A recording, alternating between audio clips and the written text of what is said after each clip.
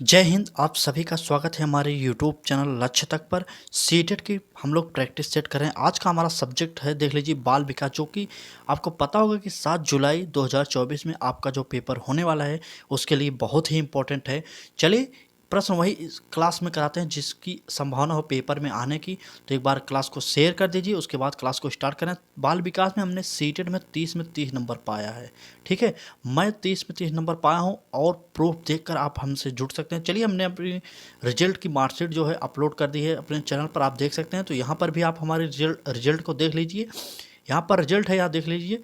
CTET pedagogy जो CTET होता है चाइल्ड साइकोलॉजी का, वहाँ पर देख लीजिए 30 नंबर हमने पाया है। आप भी पा सकते हैं। हमारे साथ जुड़िए अच्छे से तैयारी करने के लिए। आज ही हमारे चैनल लक्ष्य तक को सब्सक्राइब करके बेल आइकन को ऑन कर लीजिए, जिससे आपको नोटिफिकेशन मिलता रहे। तो चलिए क्लास को स्टार्ट करते हैं। हम सीटेट की रेगुलर प्रैक्टिस सेट जो कर रहे हैं उसमें प्रश्न, महत्वपूर्ण प्रश्नों को लेकर आ रहे हैं, चाहे वो पेडागोजिकल हो, चाहे वैसे हो, चाहे जिस प्रकार के प्रश्न बनते हैं हम आपको कराएंगे। क्लास छोटी हो या बड़ी हो, आपसे निवेदन बस यही करेंगे, आप पूरी क्लास को देखिएगा, उसके बाद निर्णय करिए क्लास कैसे है। तो चलिए पहला प्रश्न देखते हैं। घटना और वस्तुओं के बारे में एक बच्चा तार्किक रूप से सोच सकता है। पियाजे के चरणों के संबंध में सही कथन है। आपसे पूछा जा रहा है कि पियाजे जो 4 चरण दिए थे उनमें से कौन सा चरण या होगा। तो चलिए, ए ऑप्शन होगा हमारा सेंसरी तंत्रिका तंत्र, बी ऑप्शन प्रारंभिक संचालन प्रक्रिया, सी ऑप्शन मूर्त संचालन प्रक्रिया और डी ऑप्शन औपचारिक संचालन प्रक्रिया। आप समझ गए? चलिए कमेंट करिए, उत्तर बताइए। घटना और वस्तुओं के बारे में एक बच्चा तार्किक रूप से सोच सकता है। पियाजे का जो यह चरण होगा वह होगा मूर्त संचालन प्रक्रिया, मूर्त संक्रिया। तो वह हो जाएगा हमारा सी ऑप्शन सही हो जाएगा। चले अगले प्रश्न देखते हैं। जो लोग हमारे साथ जुड़े हैं उनके लिए बहुत ही इंपॉर्टेंट क्लासेस रेगुलर हम करा रहे हैं, और आप अभी तक हमारे साथ नहीं जुड़े तो एक बार जरूर जुड़िए। इससे पहले हमने UP TET, C TET, REET जैसी परीक्षाओं को पास किया है और हमने अपनी मार्कशीट भी आपको दिखा दी। आप आज तक यूट्यूब पर कोई भी अपनी चैनल पर अपनी मार्कशीट नहीं दिखाया कि वह पास है, वो पढ़ा है कि नहीं पढ़ा, वैसे आपको प्रैक्टिस सेट करा रहा है, लेकिन हम आपको पूरा दिखाएं प्रूफ के साथ। चलिए अगला प्रश्न देखते हैं। सकारात्मक रणनीति की किस श्रेणी में महिलाएं निम्न में से संबंधित नहीं है। आपसे पूछा जा रहा है सकारात्मक रणनीति की किस श्रेणी में महिलाएं निम्न से संबंधित नहीं है। किसमें? तो स्वीकार्यता, प्रतिरोध, क्रांति, अनुकूलन। तो चलिए बताइए तीनों ऑप्शन में से कौन सा सही जो है, वह हो जाएगा हमारा बी ऑप्शन प्रतिरोध। हम सिर्फ यहाँ पर प्रश्नों की बात करते हैं, इधर उधर की बात नहीं, सिर्फ प्रश्न तो प्रश्न रहते हैं ताकि कम समय में ज़्यादा प्रश्न कर सकें। क्योंकि समय बहुत ही सीमित है तो आपको हर सब्जेक्ट पढ़ना पड़ेगा, तो इसलिए हम जितने भी सब्जेक्ट कराएंगे कम समय में ज़्यादा प्रश्न कराने की पूरी कोशिश करते हैं। हमारी क्लासेज जो होती है दोपहर 1 बजे में होती है, आपके लिए उपलब्ध होती हैं, ठीक है। चलिए अगला प्रश्न। वैयक्तिक विभिन्नता के मिलन के संबंध में एक अध्यापक की भूमिका होनी चाहिए। क्या भूमिका होनी चाहिए? ए ऑप्शन देखते हैं। व्यक्ति की दृष्टिकोण, अभिरुचि और योग्यता को जानने का प्रयास, बी ऑप्शन व्यक्ति आधारित पाठ्यक्रमों को उनकी आवश्यकता के अनुसार समझने की कोशिश, सी ऑप्शन उपयुक्त दोनों और डी ऑप्शन इनमें से कोई नहीं। तो चलिए बताइए, कमेंट करिए। तो जो वैयक्तिक विभिन्नता के मिलन के संबंध में एक अध्यापक की भूमिका क्या होनी चाहिए वह पूछा जा रहा है। तो व्यक्ति के दृष्टिकोण, अभिरुचि और योग्यता को जानने का प्रयास। शिक्षक जो होता है हमेशा यह प्रयास जरूर करेगा कि बालक कैसा होता है। और बी ऑप्शन व्यक्ति आधारित पाठ्यक्रमों उनकी आवश्यकता के अनुसार समझने की कोशिश। ये व्यक्ति आधारित मतलब जान रहे हैं कि बालक के अकॉर्डिंग कहा जा रहा है। तो हमारा ए और बी दोनों सही हो जाएगा, उपयुक्त दोनों आंसर इसमें हो जाएगा, ठीक है। व्यक्ति मतलब बालक यहाँ पर कहा गया है। सीटेड शब्दों के माध्यम से आपको उलझाने की कोशिश करेगा, तो आप अभी से तैयार रहिएगा। समय है आपके पास 3 महीने का, अभी तैयारी करते रहिए, रेगुलर आप प्रैक्टिस सेट करते रहिए, ठीक है। आप पढ़िए किताब से या कहीं से पढ़िए, चाहे जहाँ से पढ़िए, लेकिन प्रैक्टिस सेट आपको करना ही पड़ेगा, क्योंकि प्रैक्टिस के माध्यम से आप सीटेड में अच्छा नंबर पा सकते हैं। चलिए अगला प्रश्न। विद्यालय क्षेत्र में रचनात्मक निर्धारकों को जानने के लिए निम्न में से कौन सा उपागम नहीं है। यहाँ पर देख लीजिए, नहीं पूछा गया है, ठीक है। क्योंकि अगर आप पॉजिटिव निगेटिव प्रश्न को ध्यान से नहीं पढ़ेंगे तो आपसे गलती हो जाएगी। अच्छे अच्छे लोगों से गलती हो जाती, आप भी कर सकते हैं। तो अभी से ध्यान से पढ़िएगा, पूरा प्रश्न पढ़ के तब निगाह हटाइएगा, ठीक है। चलिए यहाँ पर नेगेटिव शब्द पूछा गया, देखते हैं क्या है। ए ऑप्शन वार्तालाप कौशल, बी ऑप्शन बहुविकल्पीय प्रश्न, सी ऑप्शन परियोजना कार्य और डी ऑप्शन मौखिक प्रश्न। चलिए कमेंट करिए। विद्यालयी क्षेत्र में रचनात्मक निर्धारकों के, रचनात्मक कार्य मतलब बहुविकल्पी का कोई मतलब नहीं होगा इसमें, तो हमारा बी ऑप्शन सही हो जाएगा, क्योंकि यह नेगेटिव था इसलिए हमारा यही सही हो जाएगा। बी ऑप्शन बहुविकल्पी प्रश्न यह गलत हो जाएगा, ठीक है। चलिए अगले प्रश्न देखते हैं। प्रश्न है, आपकी कक्षा के कुछ छात्र अति मेधावी, यहाँ पर सॉरी आपसे माफी चाहते हैं, यहाँ पर थोड़ा मिसप्रिंट हो गया, लिख लीजिए, ठीक है। अति मेधावी हैं, आप उन्हें किस तरह पढ़ाएंगे, ठीक है। यहाँ पर अति हो जाएगा, ठीक। चलिए, आपकी कक्षा के कुछ छात्र अति मेधावी हैं मतलब बहुत ज़्यादा मेधावी हैं, उन्हें आप किस तरह पढ़ाएंगे। ए ऑप्शन कक्षा के साथ पढ़ाएंगे, बी ऑप्शन उच्च कक्षा के साथ पढ़ाएंगे, सी ऑप्शन समृद्धिकरण कार्यक्रमों के द्वारा पढ़ाएंगे और डी ऑप्शन जब चाहे पढ़ाएंगे, ठीक है। चलिए कमेंट करिए।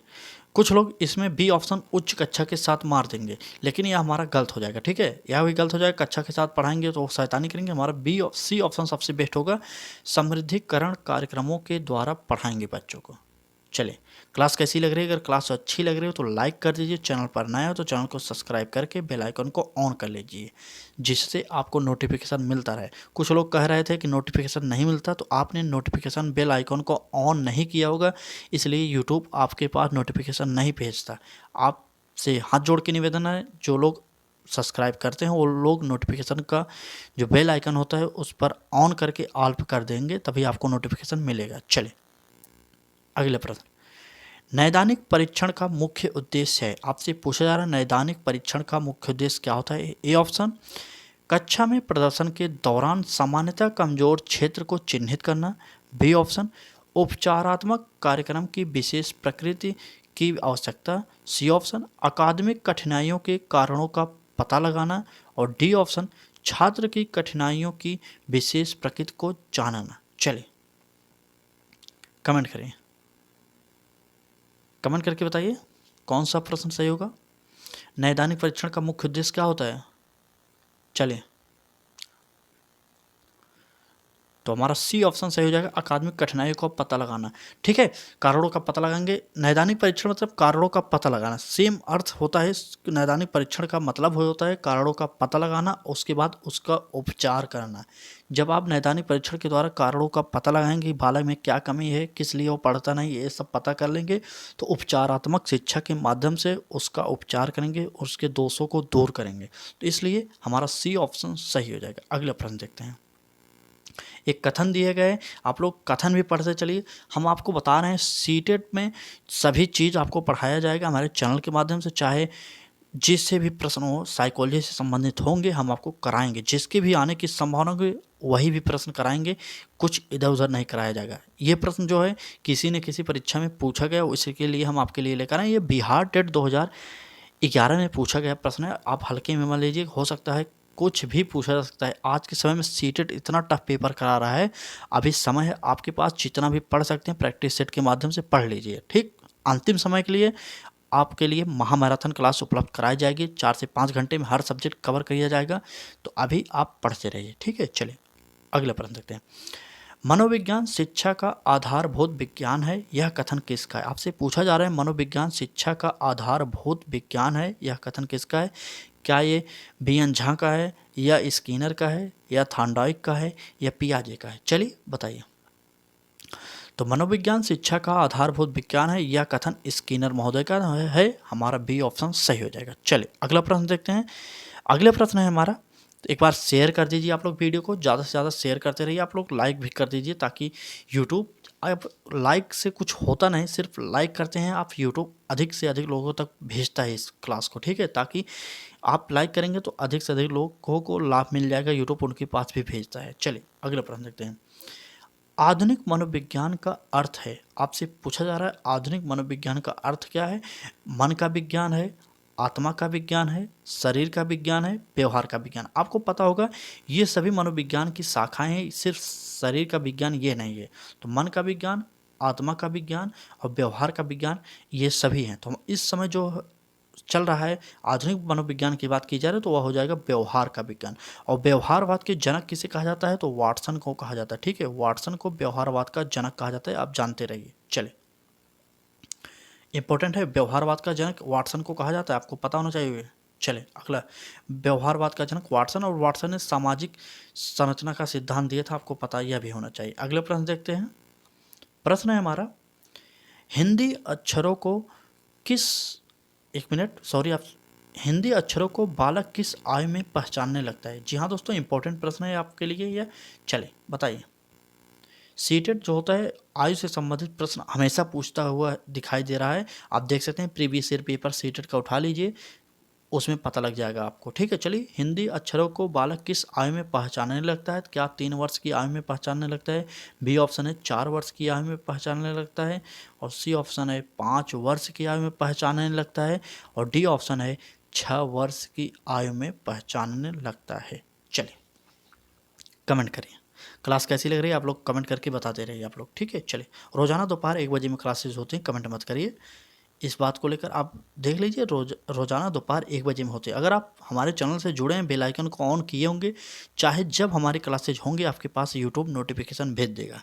ठीक है, चलिए, लेकिन अभी हमारी क्लासेज दोपहर 1 बजे में ही हो रहे हैं, तो इसका उत्तर जो हो जाएगा सी ऑप्शन, 5 वर्ष की आयु में बालक हिंदी अक्षरों को पहचानने लगता है, तो हमारा सी ऑप्शन सही हो जाएगा। अगले प्रश्न देखते हैं। ये सब प्रश्न कहीं ना कहीं सीटेट हो, यूपी टेट हो, इनमें पूछा जा चुका है, इसलिए ये प्रश्न आ गए हैं आपके लिए। वो पढ़ लीजिए, आप पढ़े होंगे फिर भी पढ़ लीजिए, रिवीजन हो जाएगा। ठीक है, कुछ प्रश्नों का। बुद्धिलब्ध मापन के जन्मदाता कौन थे, आपसे पूछा जा रहा है। बुद्धिलब्ध मापन के जन्मदाता कौन थे? स्टर्न थे, बिने थे, टर्मन थे, इनमें से कोई नहीं। तो चलिए बताइए, बुद्धिलब्ध के बारे में आप पढ़े होंगे कि नहीं पढ़े, आप यह भी कमेंट करके बता सकते हैं। आपको किस सब्जेक्ट का प्रैक्टिस सेट चाहिए, आप वह भी बता सकते हैं। अभी हमारे पास समय है, हम आपकी मनपसंद क्लासेज उपलब्ध करा सकते हैं। ठीक है, तो आप हमसे जुड़ सकते हैं। हमने बाल विकास में 30 में 30 नंबर पाया है सीटेड में, हमने आपको प्रूफ के तौर पर अपना रिजल्ट दिखाया, आप देख लिए होंगे, तब यकीन करिए। ठीक, अच्छा लगे तो हमारे साथ जुड़ सकते हैं, नहीं अच्छा लगते आपको जहाँ भी अच्छा लगे वहाँ जुड़ सकते हैं, उसके लिए कोई बाध्यता नहीं है। चलिए अगले प्रश्न देखते हैं। इस प्रश्न का उत्तर क्या हो जाएगा, तो वह हो जाएगा टर्मन महोदय ने दिया था। अगले प्रश्न देखते हैं। शिक्षा मनोविज्ञान की उत्पत्ति का वर्ष कौन सा माना जाता है? आपसे अगला प्रश्न है, शिक्षा मनोविज्ञान की उत्पत्ति का वर्ष कौन सा है? क्या 1947 है, 1920 है, 1940 है, 1900 है? चलिए बताइए, शिक्षा मनोविज्ञान की उत्पत्ति। शिक्षा मनोविज्ञान नामक पुस्तक भी लिखा गया है, थांडाइक महोदय के द्वारा 1903 में लिखा गया था। ठीक है, वह पुस्तक याद करिएगा। शिक्षा मनोविज्ञान की पुस्तक अगर पूछा जाए किसने लिखा, तो वह थांडाइक महोदय ने लिखा था, 1903 ईस्वी में लिखा था। चलिए 1900 ईस्वी सही हो जाएगा हमारा। शिक्षा मनोविज्ञान की उत्पत्ति 1900 ईस्वी में हुई थी। चलिए अगला प्रश्न देखते हैं। यह प्रश्न देखिए, प्रमापीकृत परीक्षण क्यों कराए जाते हैं? आपसे पूछा जा रहा है प्रमापीकृत परीक्षण क्यों कराए जाते हैं। क्या ए ऑप्शन देखिए, मंदबुद्धि बालकों की पहचान के लिए, बी ऑप्शन प्रतिभाशाली बालकों की पहचान के लिए, और सी ऑप्शन हमारा पिछड़े बालकों की पहचान के लिए, और डी ऑप्शन है बहरे बालकों की पहचान। बहरे मतलब जो कान से नहीं सुन सकते उनके लिए कहा गया। ठीक, बहरे बालकों की पहचान के लिए। चलिए, प्रमापीकृत परीक्षण क्यों कराए जाते हैं, तो हमारा उत्तर हो जाएगा बी ऑप्शन, प्रतिभाशाली बालकों की पहचान के लिए प्रमापीकृत परीक्षण कराए जाते हैं, ताकि उनमें यह पता लगाया जा सके कौन प्रतिभाशाली कौन मंदबुद्धि है। जो मंदबुद्धि होगा उसके अकॉर्डिंग क्लासेस स्टार्ट की जाएंगे, उसका उपचार किया जाएगा, ये सब पता लगाने के लिए प्रमापीकृत परीक्षण किए जाते हैं। अगले प्रश्न देखते हैं। एक बार शेयर कर दीजिए आप लोग, वीडियो को अच्छे तरीके से शेयर करिए। चले,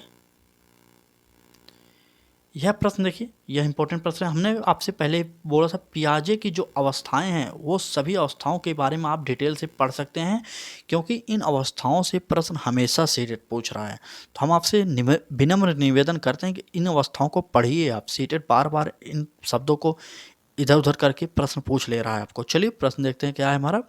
प्रश्न है, पियाजे की औपचारिक संक्रियात्मक अवस्था बालक के किस आयु अवधि तक मानी जाती है? आपसे कहा जा रहा है, मैंने पहले पता है पियाजे की अवस्थाओं को पढ़ लीजिए। चलिए, ए ऑप्शन 0 से वर्ष 0 से 2 वर्ष तक, मतलब जन्म से 2 वर्ष हो जाएगा, ठीक है। और बी ऑप्शन 2 से 7 वर्ष तक, और सी ऑप्शन 7 से 11 वर्ष तक।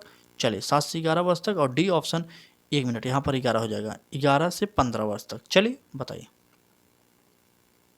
कमेंट करिए। तो हमारा 11 से 15 वर्ष तक जो होगा वो हो जाएगा औपचारिक संक्रियात्मक अवस्था का कार्यकाल। क्लास अच्छी लग रही है तो लाइक कर दीजिए, चैनल पर नए हो तो आपसे निवेदन बस यही कि सब्सक्राइब करके बेल आइकन को ऑन कर लीजिए, जिससे आपको नोटिफिकेशन मिलता रहे। तो चलिए अगला प्रश्न देखते हैं। जड़ बुद्धि वाले बालक का IQ कितना होता है? आपसे पूछा जा रहा है IQ, ठीक है, IQ कितना होता है। चलिए, जड़ बुद्धि बालक का IQ कितना होता है? IQ मतलब बुद्धि लब्धि कितनी होती है, ठीक है।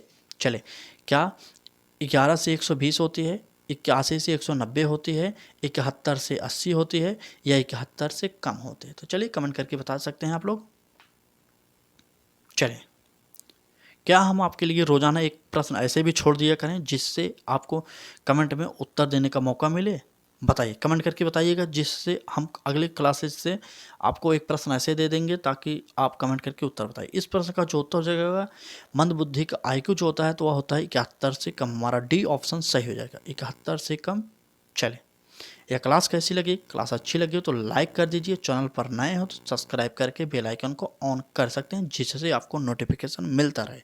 तो चलिए कल फिर मिलेंगे एक नए क्लास के साथ। आज की क्लास में बस इतना ही, तो तैयार रहिए कल दोपहर 1 बजे फिर से एक नई क्लास के लिए। तब तक के लिए बाय बाय।